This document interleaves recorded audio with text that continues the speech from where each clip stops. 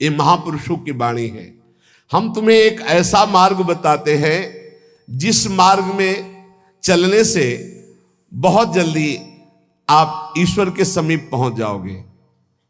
वो नाम जप करते हुए किसी से और ईश्वर से भी कोई चाह ना रखना, बहुत जल्दी भगवत प्राप्ति हो जाएगी।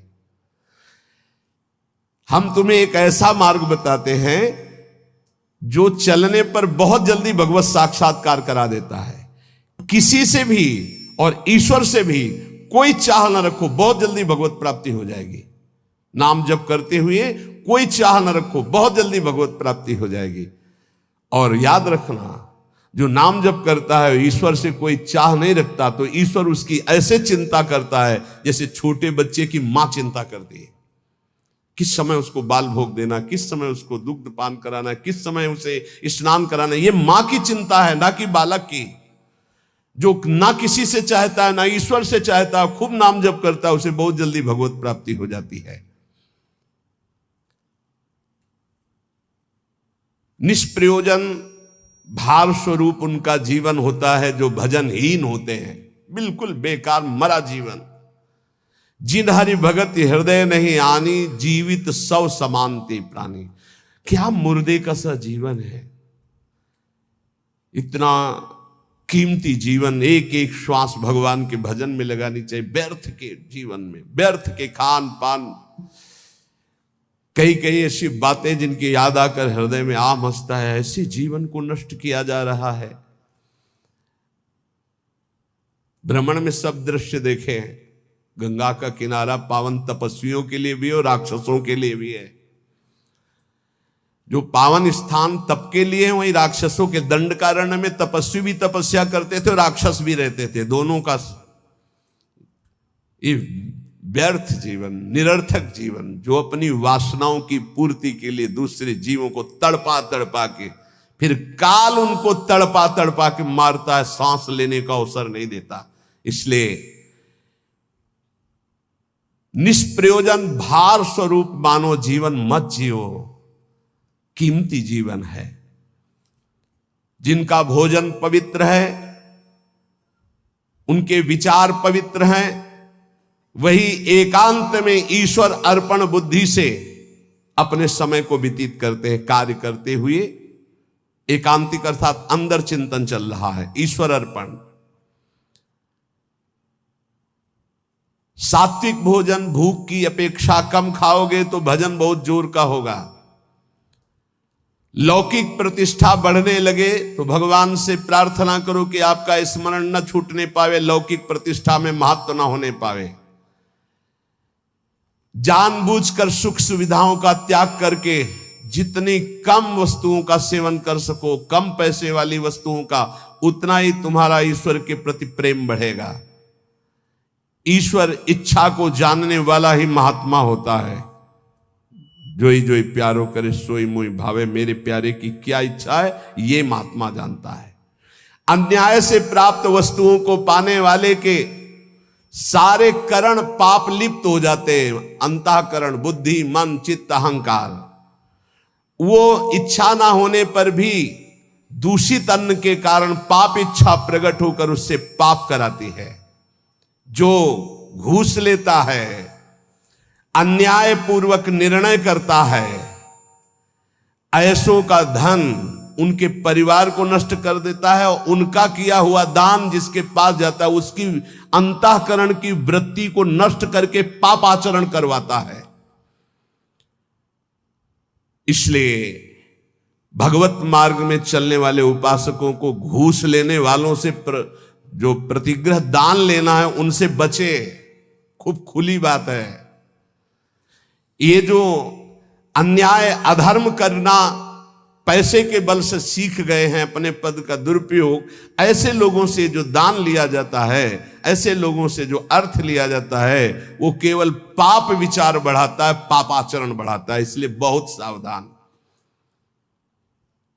देखा महाप्रभु चैतन्य देव से जब महाराज प्रताप रुद्र बड़े महाभागवत थे, उनके दर्शन करने की बात सामने रखी गई कि वो दर्शन करने आना चाहते, तो उन्होंने कहा तुमने क्या समझ रखा है, एक मैं वीतराग सन्यासी में राजा के दर्शन के उनके लिए दरबार में जाऊं या उनको यहां बुलाऊं, मुझे क्या आवश्यकता है? नहीं, राज दर्शन भी निषेध। ऐसा जो उपासक चाहता है कि मैं सच्चे भाव से भगवान के मार्ग में चलूं, तो पाप कर्म करने वालों से, उनके द्वारा दी हुई वस्तुओं से बहुत दूर बच करके भूखे रह जाओगे तो ठीक है, उनका अन्न न जाने पावे। ईश्वर भक्त अदृश्य परमात्मा की इच्छा का अनुमोदन करता रहता है और वो देखता रहता है कि मृत्यु हर समय हमारी प्रत्येक श्वासों को गिन रही है। इसलिए वो सर्वांग सुंदर होने पर भी अपने शरीर का राग नहीं रखता और तपश्चर्या के द्वारा, शरीर के द्वारा भगवान को प्राप्त कर लेता है। ईश्वर के सिवा दूसरी कोई भी वस्तु मिलेगी वो टिकाऊ नहीं होगी, परिवर्तनशील होगी, नाशवान होगी। मनुष्य जीवन प्राप्त करके ईश्वर को प्राप्त करना ही खास वस्तु प्राप्त करना है। बाहर से निर्धन देखने वाला उस नाम जापक को नहीं जानता कि कितना बड़ा धनी सर्वलोक महेश्वर भगवान को अपने अधीन किए रहता है, जो निरंतर नाम जप करते हुए बाहर से निर्धन रहता है। तुम बाहर से निर्धन दिखते हुए अंदर से महान धनी हो यदि नाम जप करते हो, और ये बाहर से जो धनी दिखाते हैं अंदर से खोखले हैं, इनके पास अहंकार गर्व के सिवा कोई सच्चिदानंद बात नहीं है। इसलिए ईश्वर का अवलंबन अर्थात भगवान की शरणागति, ऋषि मुनि भक्त जनों के द्वारा जो दिए गए वचन, उनका मनन, खान पान पवित्र जगह से, हिंसा और निंदा करने वालों से बिल्कुल बचो, उनका कोई भी शब्द या भोजन या संग ना आने पावे, निषिद्ध विषयों से दूर रहो, कुछ भी भोगने की इच्छा उठे उसको दबाकर रौंद डालो। ये तब भगवत प्राप्ति की योग्य बनता है। जो महात्मा आचार विचार परायण होकर धर्म में चले हैं उन्हीं के अनुसार चलो। सत्कार्यों में स्थिति प्राप्त करने के लिए उन महात्माओं का अनुसरण अत्यंत आवश्यक है। इस जगत में प्रभु के समान कोई सच्चा सहायक नहीं है। मूर्तिमान प्रभु के सहायक स्वरूप ये महापुरुष जन है, इन्हीं का आश्रय ले लो, इन्हीं के पीछे चलो तो सतमार्ग का दर्शन हो जाएगा। सतमार्ग पर चलाने के लिए ही पहली पीढ़ी जो हमारे गुरुजनों की है उसका अनुसरण करना है। महाजनों गतेन सपंथा, संसार केवल फंसाने वाला है, महापुरुष ही केवल मुक्त करने वाले हैं। कल एक भगत कह रहे थे, हमारे पिताजी ने कसम खवाया कि वृंदावन गए तो तुम्हें हमारी कसम है, हमारा मरा मुख देखोगे। कसम का मतलब ये। बोले आपको गाली देते हैं। हम कहा धन्यवाद, कम से कम गाली दे रहे, साफ तो नहीं दिया। दक्ष ने साफ दे दिया नारद जी को, नारद जी को साफ दे दिया। कब? जब उनके पुत्रों को बाबा जी बना दिया। भगवान के मार्ग में जब प्रशस्त कर दिया दक्ष के पुत्रों को, तो दक्ष जी ने जल हाथ में लिया। जब नारद जी गए तो ये नहीं पूछा कि क्या हालचाल, कहा मैं साफ देता हूं, हमारे पुत्रों को भगवत मार्ग में लगा दिया, तुम 2 घड़ी से ज्यादा कहीं जिंदगी में टिकी ना पाओ। 2 घड़ी का मतलब होता है 48 मिनट। बोले इतने में तुम बहुत बड़ा काम कर देंगे, 48 मिनट में तुम बाबा जी बना देंगे भगवत मार्ग के पति। बोले आपके प्रवचन सुनकर हम माला जप करते हैं, बाणी पाठ करते हैं, थोड़ा तिलक लगा लेते हैं वृंदावन की, तो वो कहते हैं हमारे लड़के को बर्बाद कर दिया इस नाम लेके। तो बात सही है, जो अपनी श्वासों को व्यर्थ में बर्बाद करते हैं, शराब पीते हैं, मांस खाते हैं, बेविचार करते हैं, गंदे आचरण में चलते हैं, क्या कैसे माता पिता हैं इस बात के लिए राजी हैं कि मेरा बेटा नरक जाए? इस बात के लिए राजी कि मेरा बेटा गलत आचरण करे, और वही शराब पी के जब आवे तो 2-4 मुझे थप्पड़ मार के घर से बाहर करे? ये आचरण? अगर माता पिता को भगवान मानकर उनकी सेवा करो। वो कह रहा था कि आप अपराध भर हमको ना बोध कराएं, तो एक बार अंदर से इच्छा है कि अपने बाप को उठा के पटके और खूब धुलाएगा। तो हम कहा अगर हमें मित्र मानते हो तो एक शब्द भी कटु मत बोलना। गुरु मानते हो कि नहीं वो तो तुम जानो, दोस्ती के लिए तो हम हाथ फैलाते हैं, हम हित मित्र हैं। अगर हमें मित्र मानते हो तो ऐसे माता पिता के रोज पैर छुओ, उनमें भगवान की भावना करो और मेहनत करो, लेबरी करके भी कमाओ और उनको खवाओ पियाओ, और वो जब हमारी निंदा करें तो कान में अंगुली डाल लो और अपने सतमार्ग में चलो। बड़ा विचित्र समय है। जो माता पिता प्रथम गुरु कहे गए हैं, भगवान के मार्ग में चलाने वाले या सतमार्ग में चलाने वाले या संसार में कदम हमारे जो बढ़े, धन्य है वो माँ जो अपने रक्त को दुग्ध बनाकर मुझे पान कराकर इतना बड़ा किया। धन्य है वो पिता जो मेहनत करके हमको पढ़ाया लिखाया। अब वो चाहे जितना कड़ुआ बोले, हम उसे भगवान की तरह पूजेंगे, सबको ये मानना चाहिए। उनकी वृद्धावस्था है, वो कुछ भी बोल सकते हैं, बड़े लोग हैं, हमें उनकी सेवा करनी, उस सतमार्ग में चलना है। तो यहां कह रहे कि महापुरुषों के सिवा अपना कोई सतमार्ग बताने वाला नहीं, इसलिए संतों की बात को मानना चाहिए। वो अहेतुकी मित्र हैं, तुम्हारा अमंगल नहीं कर सकते हैं। इस जगत में प्रभु के समान कोई सच्चा सहायक नहीं, और प्रभु ही महापुरुषों के रूप में प्रेरित करते हैं आकर के अपने मार्ग को। इसलिए मन को सत्य मार्ग में चलाने के लिए पहली सीढ़ी संत महापुरुषों के वचनों के आधार पर चलो। आज हम सबके ऋणी हैं, सच्ची हृदय से ऋणी हैं, धन्यवाद देते हैं कि आज इस कलयुग के प्रचंड तांडव काल में आप संतों की बात मान रहे हैं। इसलिए हम आपके चरणों में प्रणाम करते हैं, क्योंकि इसमें आपका मंगल है। आप स्वस्थ रहेंगे, आप भगवत भजन करते हुए अच्छे आचरण वाले रहेंगे, तो आप हमारे बहुत बड़े हितैषी हुए, क्योंकि आप सुखी हैं, आपका मंगल हुआ तो मेरे कर्तव्य का पालन हो गया, मेरे साधु वेश का धारण करना सार्थक हो गया। आप हमारे बड़े सहयोगी हैं, आप हमारी भागवती उन्नति के बहुत बड़े कारण बन गए, क्योंकि हम धन्यवाद के पात्र तभी बनेंगे जब हमारी बात को मानकर आप धन्य हो जाएंगे। हमारा कल्याण हो गया, हमारा मोक्ष हो गया तो बहुत छोटी बात है। अगर हमारी बात से आपका कल्याण न हुआ तो हमारी बात की बात क्या रहेगी? तो हमारी बात को सार्थक और समर्थ बनाना आपका कर्तव्य है। यदि आपने अपने कर्तव्य का पालन किया तो मेरे कर्तव्य का अपने आप पालन हो जाएगा कि मेरा साधु वेश धारण करना, मेरा जीवन धारण करना, मेरा भजन करना, मेरा सतमार्ग में चलना सार्थक हो गया। हमारे देश के यदि 2-4 हजार लोग भी कुमार्गगामी प्रवृत्तियों को छोड़कर भगवत मार्ग में चल रहे तो हृदय से आशीर्वाद देता हूं। आशीष देने के लिए तपस्या की जरूरत नहीं होती। मां अपने बच्चे को आशीष देती तपस्या से नहीं, दुलार से। आप स्वस्थ रहिए, आपकी बुद्धि स्वस्थ रहे, आपके जीवन का परम लक्ष्य भगवत प्राप्ति आपके हाथ में आवे, आप कभी गलत आचरणों में ना फंसे। अगर वार्ता को सुन करके अपने मन में धारण करेंगे तो निश्चित ये वस्तु आपको प्राप्त होगी, क्योंकि हमारा जन्म सिद्ध अधिकार है भगवत प्राप्ति करना।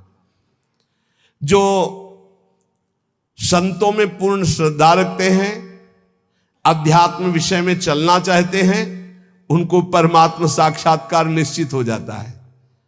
जो संतों में पूर्ण विश्वास करते कि ये जो कह रहे हैं सत्य है। कभी भी अगर दान शब्द का आया है तो मन का दान कीजिए, श्वासों का दान कीजिए, अपने जीवन का एक एक कर्म भगवान को समर्पित कर दे। ये शुद्ध बातें परमार्थ की। अगर कभी दान पुण्य की बात चली तो पहले कह दिया है कि शास्त्र में लिखा है इसलिए पढ़ रहा हूं, हमारी आस्था इस पर नहीं है। हमारी आस्था का विषय हर श्वास भगवान नाम स्मरण हो, यही जीवन का परम लाभ। भगवान श्री कृष्ण चंद्र जी कृपा करके वर्णन करते हैं कि जब साधना अवस्था से सिद्धावस्था में उपासक पहुंचता है तो उसकी स्थिति क्या होती है? बोले यदृच्छालाभ संतुष्टो द्वंद्वातीतो विमत्सरः समा सिद्धावसिद्धौ च कृत्वापि न निबध्यते। अपने आप जो कुछ भगवान की इच्छा से व्यवस्था हो जाती है उसमें वो संतुष्ट रहता है सिद्ध पुरुष। तो साधक को सिद्धों का अनुसरण करना चाहिए। जथा लाभ संतोष सदा काहू सो कछु न चाहोगे, बहुत बड़ी सिद्धि है। यदृच्छा लाभ संतुष्टो, मांगना बंद कर दो, ना भगवान से मांगो ना किसी मनुष्य से मांगो, मांगना बंद कर दो। यहां कह रहे मांगो मत, तो ऐसे देने के लिए बोलो मत, दोनों बातें संभाल के। भगवान की इच्छा है ऐसे कर दिया, नहीं आया तो बोलना नहीं।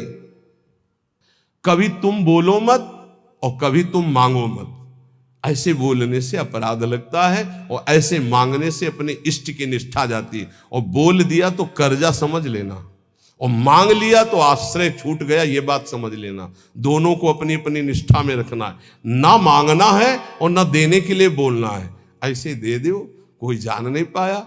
और जैसे हरि रखते हैं वैसे रह जाओ, और उसका एहसान मत मानो देने वाले का, तो दोनों का परमार्थ पुष्ट हो जाए। यदृच्छा लाभ संतुष्टो। बिल्कुल ये विनोद में बहुत खास बात बता रहे हैं। कभी संतों से, कभी भगवान के सामने, कभी ऐसे। जैसे एक आए थे कि हमने कहा था कि हे हनुमान जी, हमारा काम हो जाएगा तो आपको मंदिर बनवाना। तो काम तो हो गया महाराज, मंदिर नहीं बना तो हमारी दुर्गति होगी। हमका पक्की, इसमें पक्की, इसमें कच्ची नहीं होगी। देखो, भगवान के सामने संकल्प मत करो। अगर आपको कोई मांग रखनी, देखो सत्संग सुलझाव का है। सत्संग मतलब सुलझना।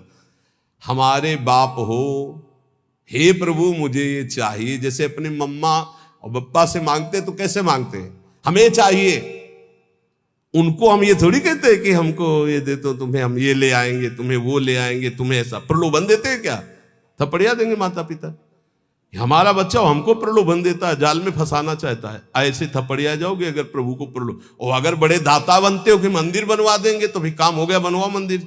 नहीं बनवाओगे तो फिर भगवान का जो विधान है वो आपको फिर परेशान करने लगे। कभी संकल्प मत करो, कभी भगवान के मंदिर में कुछ वादा मत करो, कभी संतों के पास कोई वादा मत करो। वादा करो तो फिर अक्षरशः पूरा करो, नहीं मत करो वादा। अपनी मांग रख दो। संत हैं, पिता के समान हैं, प्रभु हैं, परम पिता के समान हैं, हनुमान जी हैं, हमारे गुरु भाई हैं, हमारे मित्र हैं, हमारे इष्ट के प्रेमी हैं। अम्मा तो अम्मा है जगदम्बा, उनसे क्या कहें? उनसे मांग लो। उनसे क्या कहना कि आपको चुनरी उड़ा देंगे, वो चुनरी की कमी है। अरे जिनके दूल्हा भगवान शंकर, उनके चुनरी कमी। विश्वात्मा भगवान अम्मा हो, आप हमें दे दो। हमारे मन में लालसा जगी। अब बेटे हो तो कुछ तुम्हें आवश्यक है तो आप भाव अपने अर्पित कर सकते हो मां के समान। लेकिन मांगना और वादा करना ये दो बातें नहीं। आज सत्संग में बात बैठा लो। ना भगवान के सामने, ना कभी संत के सामने कभी वादा मत करो कुछ देने का। तुम्हारे पास जो कुछ है वो गुरुदेव का, इष्ट का है, क्या दोगे? अगर वादा करो तो उसे भूलो मत, निर्वाह करो। दूसरी बात, मांगो मत, वो सर्वज्ञ है, अपने आप पूरा करेंगे। यदृच्छा लाभ संतुष्टो। जैसे भगवान परिस्थिति दे रहे उसमें संतुष्ट रहो। द्वंद्वातीतो विमत्सरा। किसी भी द्वंद्व का तुम्हारे ऊपर कोई प्रभाव ना पड़े। जैसे मान है, अपमान है, अनुकूलता है, प्रतिकूल। कल एक अपने यहां तो बहुत बड़ी कृपा होती है, हर प्रकार के उदाहरण मिलते रहते। कल एक भगत जी ने कहा, जब अनुकूलता रहती तो हमें पातिव्रत धर्म भी याद रहता है, सब याद रहता। जब प्रतिकूलता आती तो सब भूल जाते हैं। इसको कोई भक्ति कहते हैं? अनुकूलता में तो सब जय हो बोलते हैं, जब प्रतिकूलता में जय हो बोलो तब तो तुम्हारी भक्ति रही। द्वंद्व आती तो अनुकूल प्रतिकूल, मान अपमान, लाभ हानि, दुख सुख में बराबर जिसका भाव रहता है वो सिद्ध महापुरुष होता है। साधक को बराबर भाव रखने की चेष्टा करनी चाहिए। विमत्सरा। किसी के प्रति ईर्ष्या मत रखो। ईर्ष्या बहुत हानिकारक है। ईर्ष्या में बहुत बड़े बड़ों का पतन होते देखा है। ईर्ष्या बहुत जल्दी नाश कर देती है। इसलिए ईर्ष्या दूसरे के प्रति होने का मतलब अपना नाश करना। समा सिद्धाव सिद्धो चो। साधन में चल रहे हो, लाभ मिले ना मिले, आपका साधन सच्चिदानंद में, निराश होने की जरूरत नहीं है। बहुत ध्यान से सुनना, नहीं तो ये आने लगता है कि हमारा इतना समय हो गया भजन करते, कोई लाभ तो हमारे को मिला नहीं। देखो, गुरु कृपा से कभी तुम्हें लाभ नहीं दिखाई देगा, गुरु कृपा से। और जब लाभ दिखाई देने लगे तो जान लेना अकृपा आ गई है। क्यों? अहंकार के बिना लाभ का अनुभव नहीं होता। जब अहंकार आता है तब लगता है मेरे में सद्गुण आ गया, और जब दैन्यता आती तो बड़े बड़े सिद्ध महापुरुषों को देखा, कभी उनको यह अनुभव नहीं होता मैं प्रेमी हूं, मैं भागवती हूं। जितने महापुरुषों की वाणी आप पढ़ के देख लीजिए, अहंकार रहित महापुरुष तो अपने को अधम, तुच्छ, नीच, मूढ़, कामी यही शब्द बोले हैं अपने लिए। जब अपने में आ जाए कि मैं निष्कामी, मैं महात्मा, मैं सिद्ध, मैं तो जान लेना अहंकार जागृत हो गया है। और ये भगवान की कृपा से नहीं होता है, अकृपा से होता है। इसलिए समा सिद्धा व सिद्ध हुआ। चाहे ऐसी स्थिति दिखाई दे कि हमारे में कुछ लाभ आ गया है, या चाहे दिखाई दे कुछ लाभ नहीं आ गया है, ना फूलो ना भूलो, सम रहो। समा सिद्धा व सिद्धौ च, दोनों में समान भाव रखो। चक्रत्वापि न निबध्यते, वो कभी इस माया में बंधता नहीं है। आगे भगवान कह रहे गत संगस्य मुक्तस्य ज्ञानावस्थित चेतसः यज्ञायाचरतः कर्म समग्रम प्रविलीयते। किसी के भी संग का कोई भी रंग ना चढ़ने पावे, उसे सिद्ध पुरुष कहते हैं। जित संग दोषा, चाहे वो घोर पापी हो, नीच हो, व्यभिचारी हो, दुराचारी हो, नाना प्रकार की भोग सामग्री, बहिर्मुख पुरुषों का सब कोई फर्क नहीं, वो अपने रंग में है। जो रही मुत्तम प्रकृति का कर सकत कुसंग, चंदन विष व्यापत नहीं लपटे रहत भुजंग। क्यों? क्योंकि वो परमात्मा भाव में स्थित है। गत संगस्य मुक्तस्य, वो मुक्त हो चुका है, इसलिए कोई भी संग उसके ऊपर प्रभावित नहीं। ये मुक्त महापुरुष की पहचान होती है। कोई भी संग उसके ऊपर प्रभाव नहीं डाल सकता। काम का, क्रोध का, लोभ का, मोह का, मद का, मत्सर का कैसा भी संयोग आ जाए उसके ऊपर कोई प्रभाव नहीं। स्वात्मा रामम विषय मृग तृष्णाम भ्रमयति। मुक्त पुरुष कभी विषय मृग तृष्णा में भ्रमित नहीं होता। कैसी भी क्रिया का संयोग बन जाए, कैसे भी पदार्थ का संयोग बन जाए, कैसी भी घटना आ जाए, कैसी भी परिस्थिति आ जाए, कैसी भी व्यक्ति के सामने उपस्थिति हो जाए, उसके ऊपर कोई फर्क नहीं पड़ता। गत संगस्य, जो बांधने वाला है जन्म मृत्यु का बंधन है, वो देहाभिमान है, वो उसका नष्ट हो चुका है। इसलिए किसी भी तरह का कोई भी विकार उसके अंदर हावी होता ही नहीं है। इसी स्थिति को कर्माणि श्रुति बोधितान नितराम कुर्वन्तु कुर्वन्तु मां गूढ़ाश्चर्य रसास्त्रगादि विषयान गृह्णन्तु मुंचन्तु वा। वो भोग की सामग्री के बीच में भोग में दिखाई दे रहा है, लेकिन वो भोग में नहीं है। वो कर्म करते हुए भी कर्म से रहित है। वो देखते हुए भी देखता नहीं, सुनते हुए भी सुनता नहीं, बोलते हुए भी बोलता नहीं, खाते हुए भी नहीं खाता है, क्योंकि वो मुक्त महापुरुष है, देहाभिमान रहित है। लोक संग्रहार्थ उसके धर्म कार्य हो रहे हैं, लेकिन उनका कोई फल नहीं है। वो असंग है। क्यों? बोले मुक्तस्य है, वो मुक्त पुरुष है। तो साधक को इसका अनुसरण करना है। किसी का प्रभाव हमारे ऊपर तब नहीं पड़ेगा जब हर समय हमारे अंदर भगवत चिंतन चलेगा। राधा राधा राधा राधा, अब कोई फंसा नहीं सकता। नाम जितना धीमे होता चला जाएगा उतना गाढ़ चिंतन विषयों को होने लगेगा। नाम छूटेगा, क्रिया बन जाएगी। 1 सेकंड लगता है अपहरण करने में बुद्धि को। इन विकारों ने इतना अधिकार जमा रखा, 1 सेकंड में बुद्धि को अपहरण करने के जो निर्णय ही नहीं कर पाएगी, नाम न छूटने पावे। असंगो अहम पुरुषः, मैं असंग हूं, ना कभी कोई मुझे बांधा था, ना कोई बांध सकता है। यह अनुभव हो जाता है सिद्ध महापुरुष को। किंतु असंग होते हुए उसने संग जिसने कर रखा है शरीर का, इंद्रियों का, मन का, बुद्धि का, अब उसके ऊपर प्रभाव पड़ेगा पदार्थ का, परिस्थिति का, व्यक्ति का, घटना का, सुख का, दुख का। और जिसने शरीर, इंद्रिया, मन, बुद्धि से अपने को असंग देख लिया, उसके ऊपर कोई प्रभाव नहीं पड़ेगा। उसे ही मुक्त पुरुष कहते हैं। कोई मेरी मनचाही करे या मेरे मन के विरुद्ध करे, कोई फर्क नहीं पड़ता। किसका? जो शरीर, इंद्रिय और मन से अलग हो चुका है।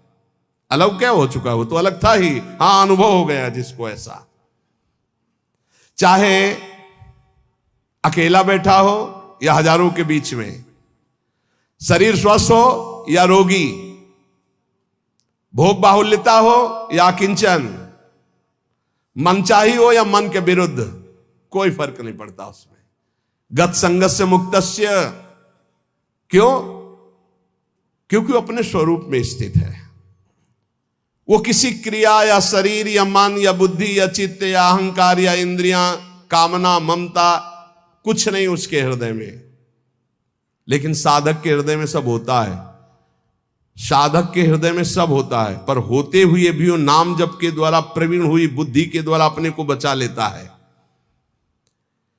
मुक्त पुरुष की पहचान है कि वो विविध प्रकार के भोगों के बीच में रहते हुए भी किंचन मात्र विक्षिप्त नहीं होगा, किसी भोग का उसके ऊपर कोई प्रभाव नहीं पड़ेगा।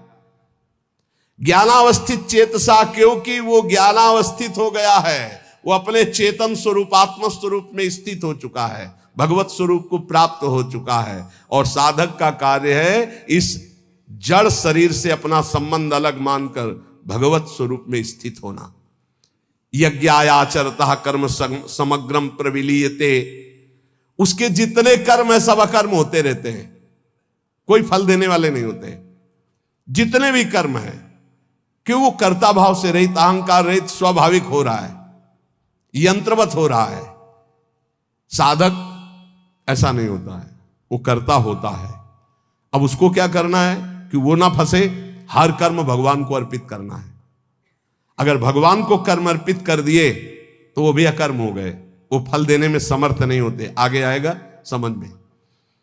ब्रह्मार्पणम ब्रह्म हविर ब्रह्माग्नौ ब्रह्मणाहुतम ब्रह्मैव तेन गंतव्यम ब्रह्म कर्म समाधिना। कर्ता, करण, कर्म, ये तीन हैं। कर्ता जो कर्म करने वाला है, करण जिनके द्वारा होता है, और जो होता है उसे कर्म कहते हैं। कर्ता, करण, कर्म, इन तीन के द्वारा बंधन प्राप्त हुआ है। न कर्ता रहा तो करण है, और कर्म हो रहा है तो फल उसका अकर्म है। जैसे इंजन बंद कर दे और ढलान में गाड़ी छोड़ दे तो न पेट्रोल का खर्चा होगा, वो अपने आप चलती चली जाएगी। इंजन बंद है, बस ऐसे समझ लो। स्वाभाविक प्रवाह कर्म का चल रहा है, कर्ता इंजन बंद है, कोई भी खर्चा नहीं है, कोई भी बंधन नहीं है, वो जीवन मुक्त महापुरुष। कर्तापन रहेगा तो कर्म का भोग भोगना पड़ेगा, अवश्य में भोक्तव्यम कर्तम कर्म शुभाशुभम। कर्तापन रहेगा तो कर्मों का संचय होगा, उसका भोगना पड़ेगा। कर्म भोगने के लिए जन्म लेना पड़ेगा, जन्म मरण चलता रहेगा। कैसे नष्ट होगा कर्ता भाव? एक होता है ज्ञान से नष्ट होता है, एक होता है भगवत भाव से। हर कर्म बड़ी प्रवीणता पूर्वक भूलो मत, प्रभु को समर्पित कर दो, बच जाओगे, बच जाओगे। नाम जप करो, जो भी कार्य करो, सुबह जगने से लेकर शयन तक पूरे समय को भगवान को अर्पित कर दो। ये भागवत धर्म है, बचा लेगा आपको, मान लो। जो त्रुटियां होगी वो भस्म हो जाएंगी कर्म समर्पण से। इसमें सब ब्रह्ममय हो जाएगा। अर्पण, जिससे अर्पण किया जा रहा है वो भी ब्रह्म, ब्रह्मार्पणम, और जिसमें अर्पण किया जा रहा है वो भी ब्रह्म, और जो अर्पण किया जा रहा है वो भी ब्रह्म। अर्पण, जिससे अर्पण किया जा रहा है वो ब्रह्म, और जिसमें अर्पण किया जा रहा है वो ब्रह्म, और जो अर्पण किया जा रहा है वो ब्रह्म। तो स्वयं ब्रह्म की प्राप्ति समाधि अवस्था को हो जाता है। ये ज्ञान अपने को तो नहीं है, पर इतना जरूर है कि हम में जो सामर्थ्य है वो भगवान की दी हुई। बिल्कुल सरल भाषा में आपको बता रहे, हमारे पास जो भी वस्तु है भगवान की दी हुई। हम जो भी कर्म कर रहे हो भगवान के लिए, वो सब कर्म भगवान को समर्पित कर देते तो हम भी भगवत स्वरूप हो गए, हम भी भगवत स्वरूप हो गए। बड़ा आनंद का विषय, बस इसे समझ, ये ज्ञान का विषय है। ब्रह्मार्पणम ब्रह्म हविर ब्रह्माग्नो ब्रह्मणाहुतम ब्रह्मैव तेन गंतव्यम ब्रह्म कर्म समाधिना। इसी को आप भगवान में ले लो, भक्ति के द्वारा। हमारे पास जितने भी अंग हैं वो सब भगवान की दी हुई, जो भी वस्तुएं सब भगवान की दी हुई, जो बुद्धि है वो भगवान की दी हुई, जो भी भगवान की आज्ञा से हम कर्म करते हैं भगवान को समर्पित करते, तो हमें भगवान ही प्राप्त होंगे। दैवमेवा परे यज्ञम योगिनः पर्युपासते ब्रह्माग्नाव परे यज्ञम यज्ञे नैवोपजुह्यति। अन्य योगी लोग भगवद अर्पण यज्ञ का ही अनुष्ठान करते हैं, जो अभी बताया। दूसरे लोग योग ब्रह्म रूप अग्नि में यज्ञ के